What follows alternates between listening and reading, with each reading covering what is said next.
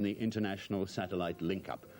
And so we go to Patrick Moore of the BBC at the European Space Agency's Mission Control in Darmstadt in West Germany. We can now get close range views.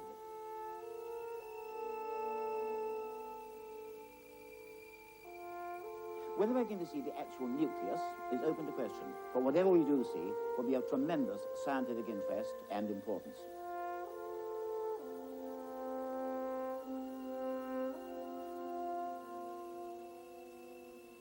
The European Space Agency is sending its first deep space probe, Giotto, right into the heart of the comet. Something that's never been done before.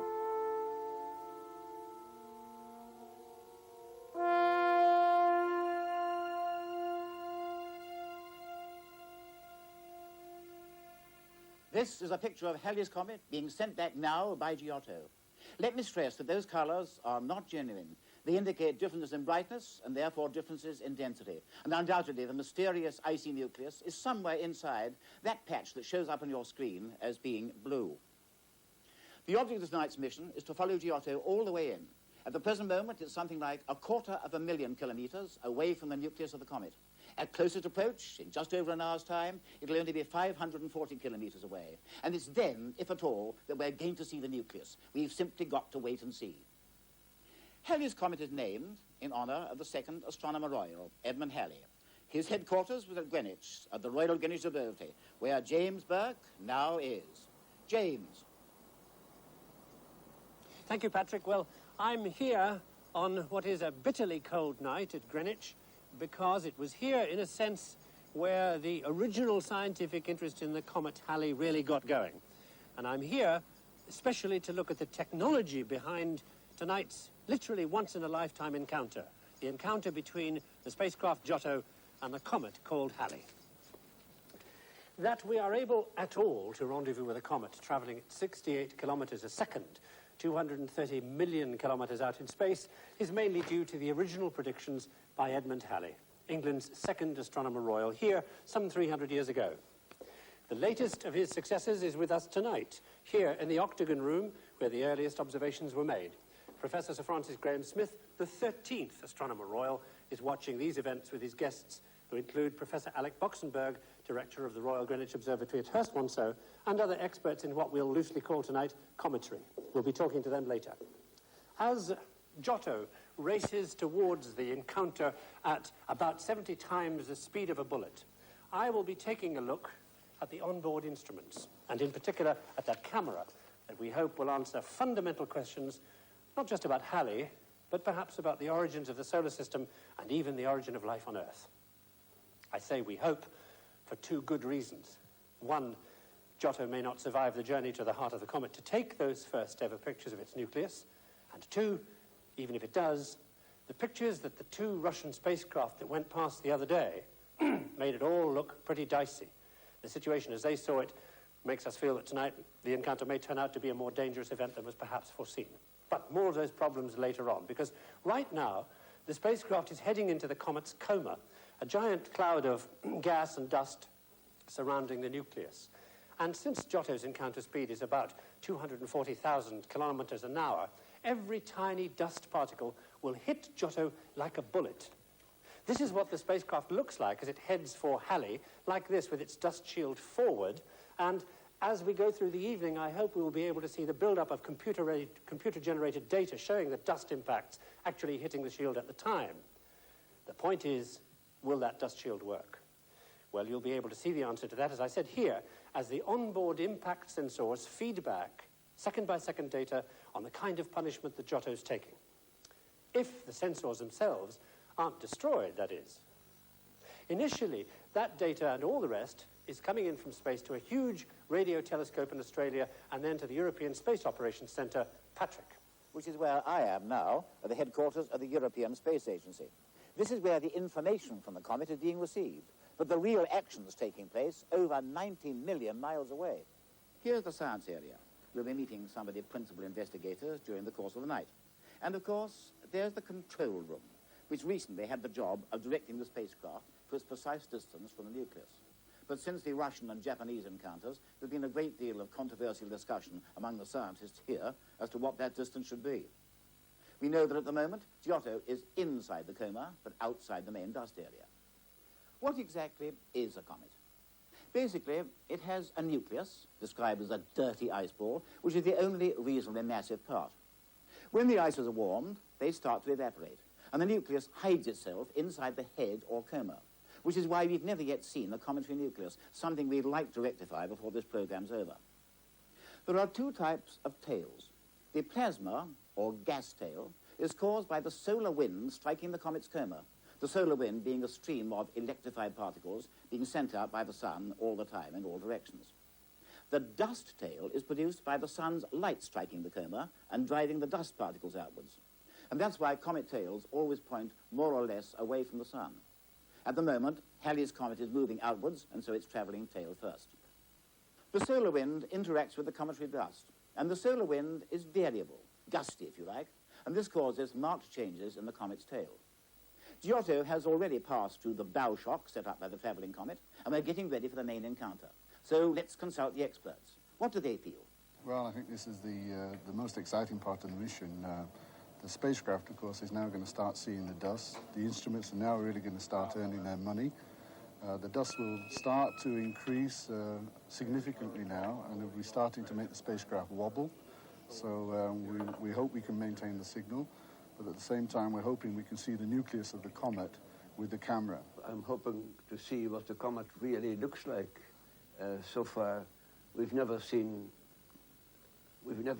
really seen a comet. We've seen the dust cloud that envelops comets, and even those from a great distance. We have preconceived ideas about the nature of comets. We believe that there's a comet nucleus in the center.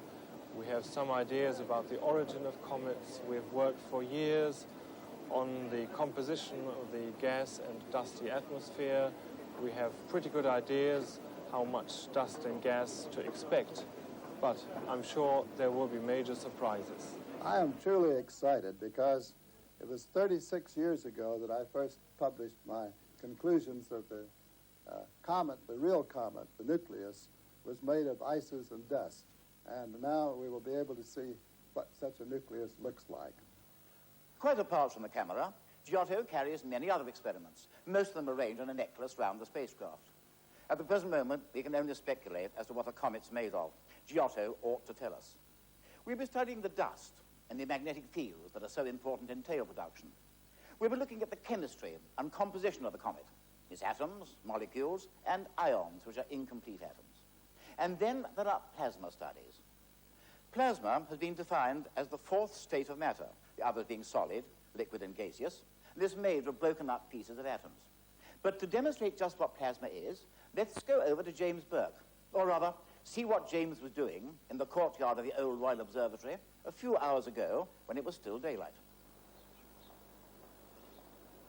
I'm doing it here in the freezing courtyard because, as you'll see, they didn't want to risk burning Greenwich down.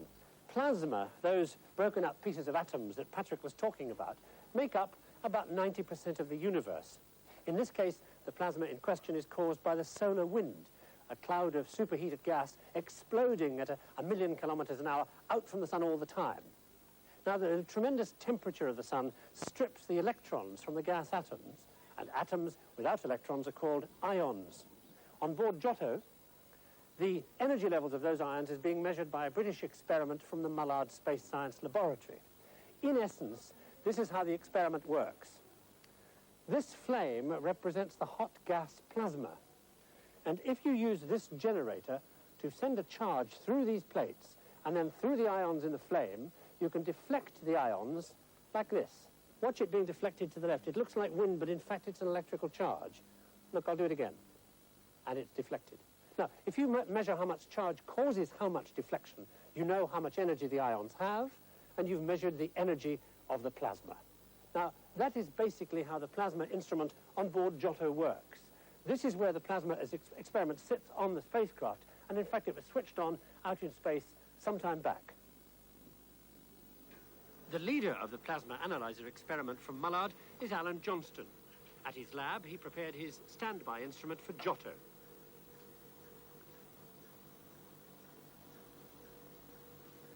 This is the voltage generator. And these are the plates across which the electrical charge is applied. They're mounted on the particle detector itself. The plasma particles stream into the instrument and get bent towards the detector. Change the voltage, and you tune the instrument to measure the energy of different particles. Well, some time ago, Giotto was hit by a huge shock wave.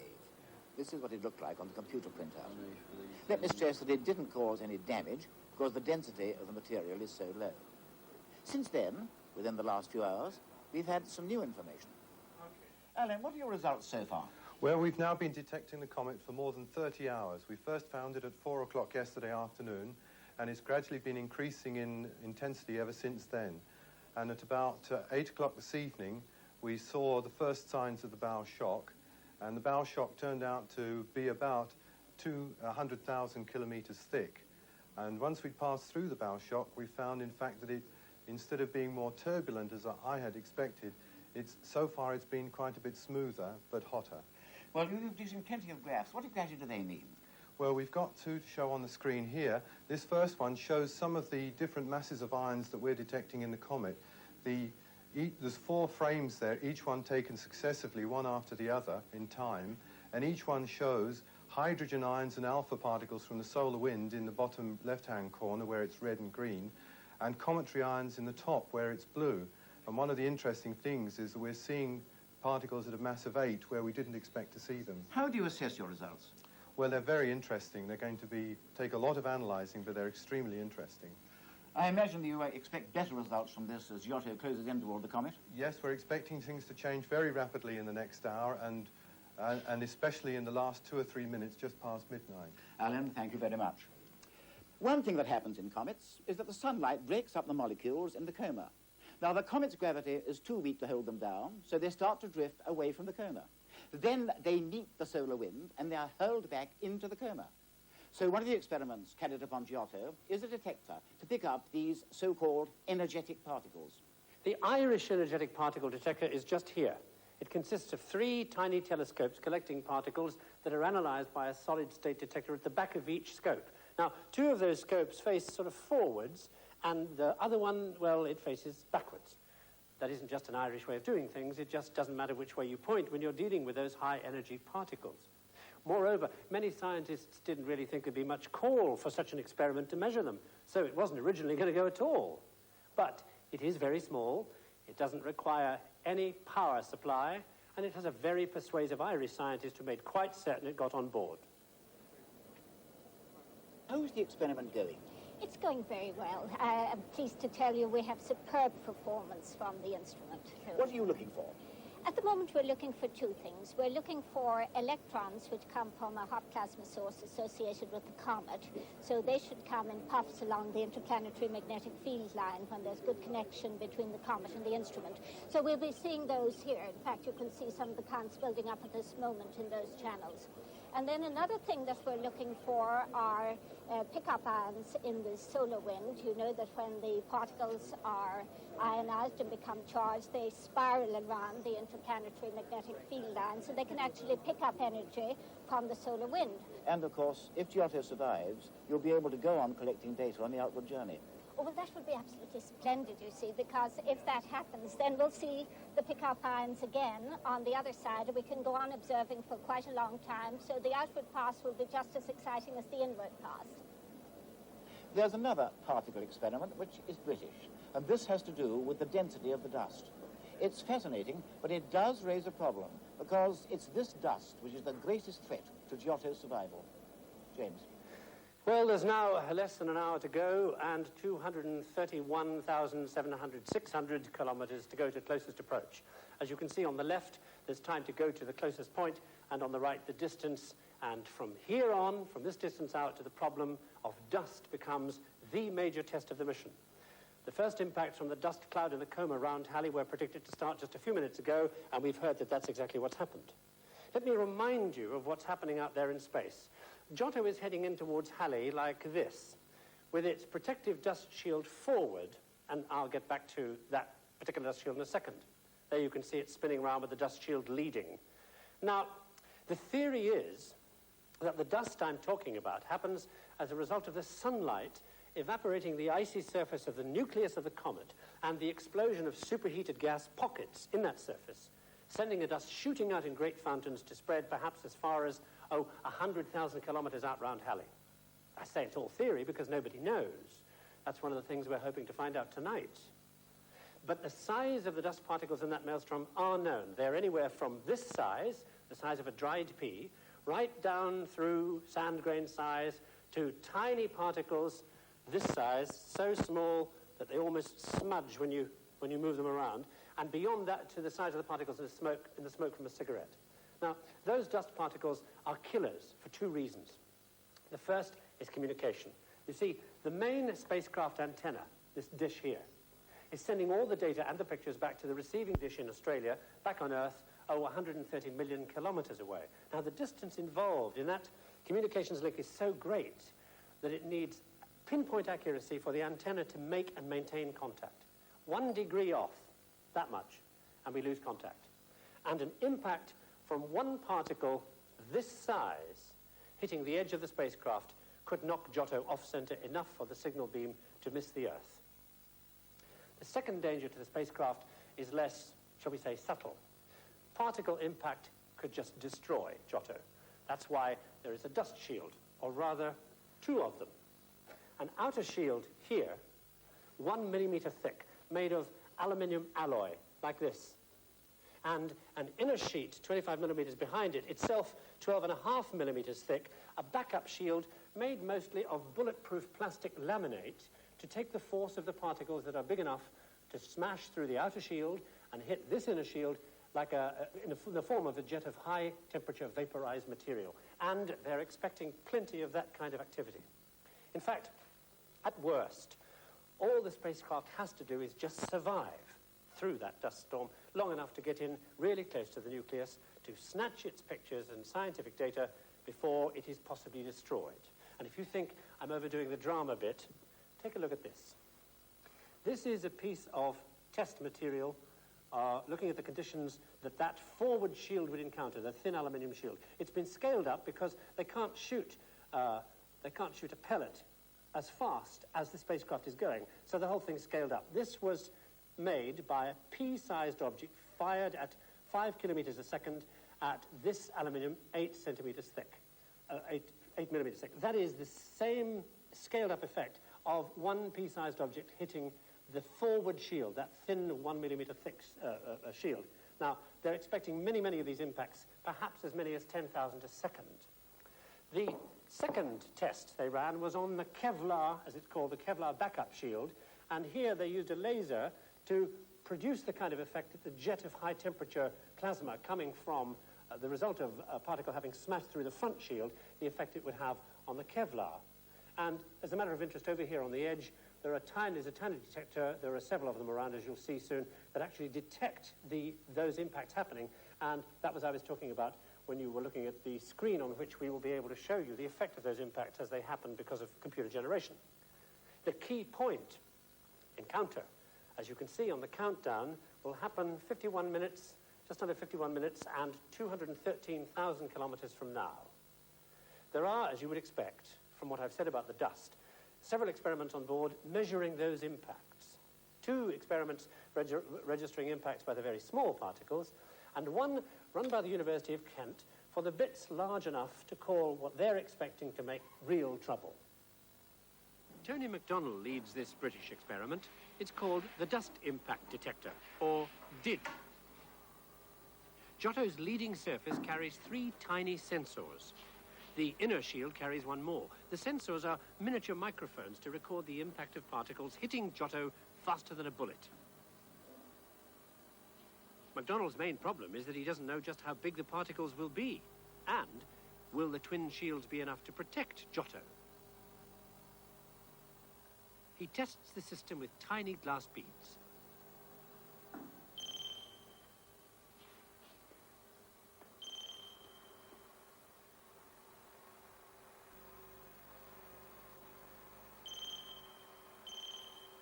The mini microphones record the impacts, telling McDonnell the size and position of Halley's dusty missiles.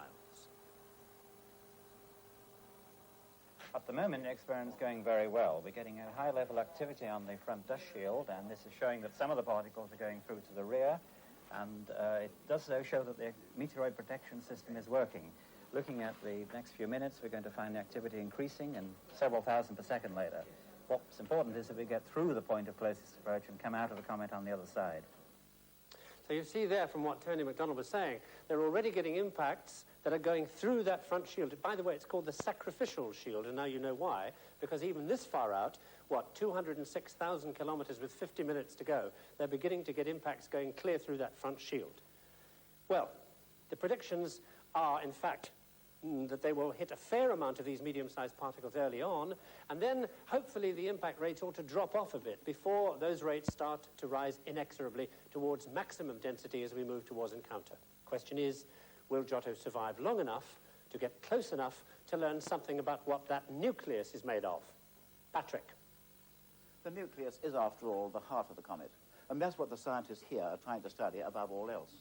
Up to now, we've been reduced to a little more than guesswork. Some years ago, it was thought that a comet might be a flying gravel bank. But now there's good circumstantial evidence that the nucleus is an icy mass, about 6 kilometres in diameter, spinning round in something like 54 hours. If we knew the size of the nucleus, we could work out its mass and its volume, and we could then estimate how long Halley's comet will last before all its ices are used up. And present estimates range between 50,000 and 200,000 years. The camera was switched on again for the encounter 5 hours ago, and this is the best picture it's sent back so far. Well, dust or no dust, the camera is certainly sending back results, and there's quite a difference between this picture and the last one you saw. Now remember, Giotto is approaching the comet at something like 68 kilometres per second, and that makes a tremendous difference even over short periods. And now we can actually start to see structure in the comet.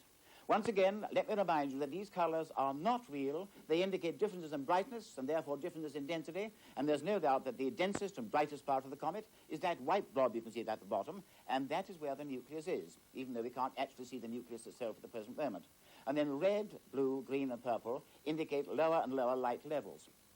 So at the present moment, the camera is sending back good results. And of course, as it goes in closer and closer, we shall get better and better results. And one thing we know, though, for certain now, the camera itself is working really well. James? Well, this is where the camera sits, with its mirror poking out from behind the dust shield. That camera's job, of course, is to detect the nucleus and then take as many colour pictures of it as it can. The delicate camera is Giotto's most immediately dramatic experiment. Already it's sending back a continuous stream of pictures. This is Giotto's eye, giving scientists the chance to see a comet's nucleus.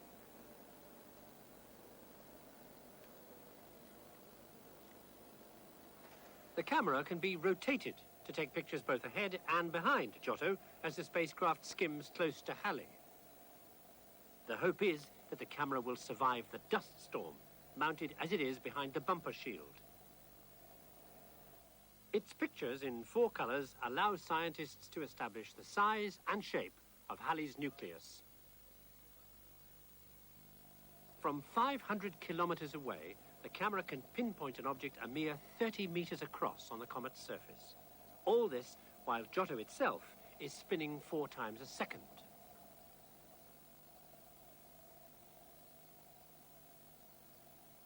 Incoming light, and maybe dust, bounces off a steel mirror into a telescope.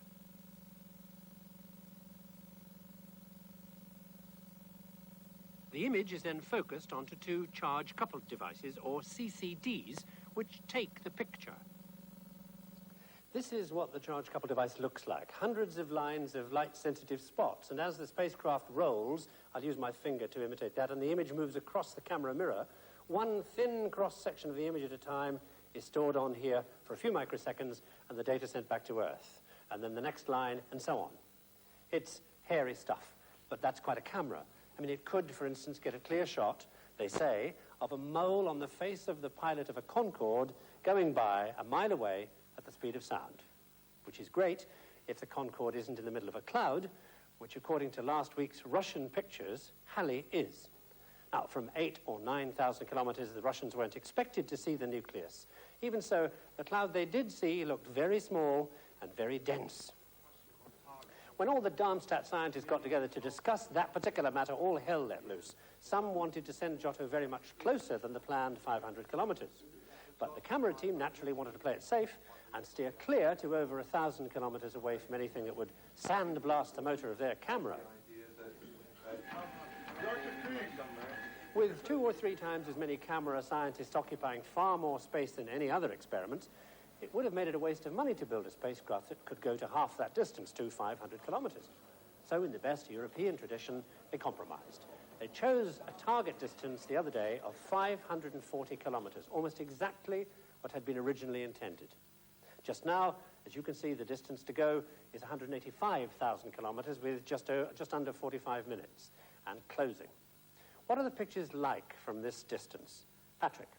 Well, they're pretty good, and the camera is working very well. But one thing we have got to remember, as Giotto goes into closer approach, it makes a very, very rapid pass of the nucleus, only about 10 seconds or so. And altogether, Giotto spends only about 4 minutes closer into the nucleus than Vega did. So it's got to be a very fast business altogether. But all the same, they seem fairly confident that they will get better pictures than Vega obtained. The procedure, by the way, is for Giotto to send back a raw picture, and then after a few minutes, it's enhanced. So you get a bigger and better view of it. And that's the way it is done. And all the pictures you're going to get tonight will be on this false colour principle. And I say again, the colours are not genuine. But already the comet is showing structure, and as we get closer and closer to the nucleus, there's no doubt at all that these pictures will gradually improve. So is the nucleus really a dirty snowball? That was the theory put forward by Dr. Fred Whipple over 30 years ago. You're still confident about it? I certainly am. I think we have a great deal of evidence to prove that it is true.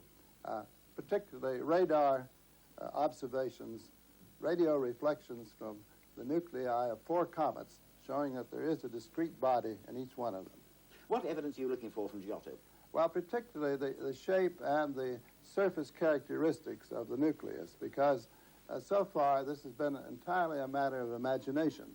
Now we will see the real thing. So you're really hoping to see the nucleus tonight? I'm really expecting to see it tonight. Well, some people suggested that we won't because it'll be hidden by dust. Well, there will be some loss of visibility due to dust. There's no doubt of that. But I think that because of the protection that the camera has in Giotto, there's a good chance that we shall see at least some details of the nucleus. If we're going to make really close-range studies of the nucleus, the first thing we have to decide is exactly where the nucleus is. And remember, it's well and truly hidden by the dust. There's another complication also, the jet problem. Gases escaping from the nucleus which push it around and may also be a hazard to Giotto. Dr. Rudiger Reinhardt, could they possibly endanger the Giotto mission? They could very well endanger the Giotto mission, although one has to say that the dust jets as we see them consist of dust particles in the range of 1 to 10 microns. These particles are of no danger to the Giotto spacecraft. However, associated with these visible jets are regions of dust particles which are not visible, large dust particles, and these could endanger the Giotto mission. Could they put it off course? Not off course, but they could disturb the spacecraft attitude, and then the telecommunications linked to the Earth could no longer be maintained. We'll leave Darmstadt and London just for the moment to gather some views from our 4 people here who have been absolutely intrigued by this explanation of just what Giotto is going through. And I may say there's amazement and delight here that so far every experiment seems to be working satisfactorily at this stage. The thing that you've been commenting on as we've been watching it was looking at those little countdowns on either side of the screen and the speed at which that's moving. Right, well, we can see on the bottom right-hand corner of the screen the number of kilometres as it's slowly slipping away towards Halley. We're inside 185,000 kilometres from Halley now. The spacecraft, as it flies past the comet, will be travelling at a speed of about 68.4 kilometres per second, so it's pretty fast. So, yeah, we're whizzing in. Yeah, and all holding up so far. Well, but what do you say about it? It's travelling to the moon or something?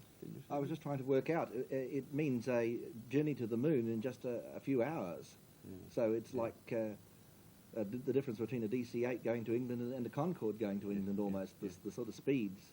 Yeah. Frank, one thing, Patrick Moore was talking about it there, the pictures that are going, and so was James Burke, the pictures that we're going to get sent down, you were making the point that these are not, if you like, moving camera pictures, but a series of stills. Is that right? No, these are not like the pictures you're watching on your screen of us now. Yeah. These are just a series of stills which the spacecraft snaps every, well, I think roughly 4 seconds. Yes, every 4 seconds. Yeah. And so we see one, and then if we're lucky we'll see the next one, and hopefully we will see a progression of sort of stop-action frames. Because the spacecraft's rotating at 15 RPM, and of course every 4 seconds the comet comes into view again, and so snap just takes another picture. Takes a quick picture, transmits it. I get it in very layman's terms. Right. Just while I've got you, Frank. We heard a very confident Fred Whipple say yes to Dirty Snowball. He kind of knows. He's confident about what he's going to see when we do, if we do get pictures of the nucleus. I think it's time for ask you to put up your bids. What do you think? I mean, what sort of colour is that nucleus going to be? Is there going to be one, or are there going to be two of them? Well, it sounds as if we have got two nuclei, possibly one bigger than the other. The thing that I'm wondering about is, are these two nuclei always orbiting each other? We have heard of the possibility of some double asteroids. So is this a permanent thing, or is this something that's just happened as the comet has passed the sun? Questions that we'll still have to await answers on. The next thing, of course, my bet is, as you well know, I think, I'm going for a dark nucleus.